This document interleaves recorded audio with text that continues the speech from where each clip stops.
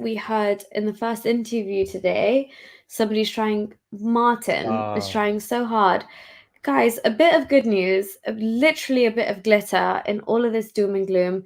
The Afghanistan girls national football team, I refuse to say the word soccer, I'm sorry, that's just not a thing. The Afghanistan national girls football team had been waiting for word that they could leave. And guys, all of these girls are now free and are going to live a life in Portugal. All of these girls are now free from the Taliban's clutches and rules and death sentences, and they can all start a new life in Portugal. That, I think, is something everybody should be celebrating. Like, obviously, in light of everything that's happened recently, it's nothing. But it's that tiny, tiny little bit of like, there is some good still in the world, you know? And as a species, entirely speaking, we're getting better. We're getting better than we ever were. So anyway, the girls on Afghanistan's national soccer team, obviously, clearly, of course, inevitably were anxious. For weeks, they'd been moving around the country, waiting for word that they could leave.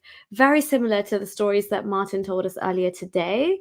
One wants to be a doctor, another a movie producer, other engineers, all dream of growing up to be professional football players. Then the message finally came early Sunday. A charter flight would carry the girls and their families from Afghanistan to where they didn't know. I mean, honestly, when your freedom is on the line, I swear to God, all you care about is that plane taking off and getting off the runway of that particular country. Trust me, been there, done that, bought the t-shirt.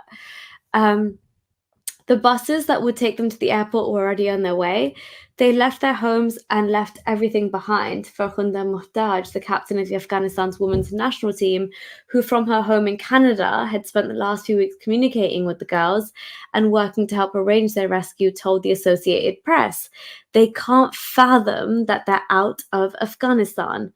Since the US withdrawal from Afghanistan, the girls aged 14 to 16 and their families had been trying to leave, fearing what their lives might become like under the Taliban, not just because women and girls are forbidden to play sports, are you listening, West? But because they were advocates for girls and active members of their communities. Late Sunday, they landed in Lisbon, Portugal. Not a bad place to land at all, if I must say so myself.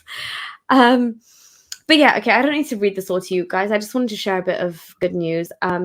Haris, it's literally nothing major to go by, but compared to everything we've shared today, some girls have finally got freedom. They're going to live their best lives. They're going to learn Portuguese, Spanish. They're going to be, you know what I mean? They're going to be like dancing the samba in no time. They're going to be drinking grappa in the morning. They're living a good life. Yeah, let's hope so.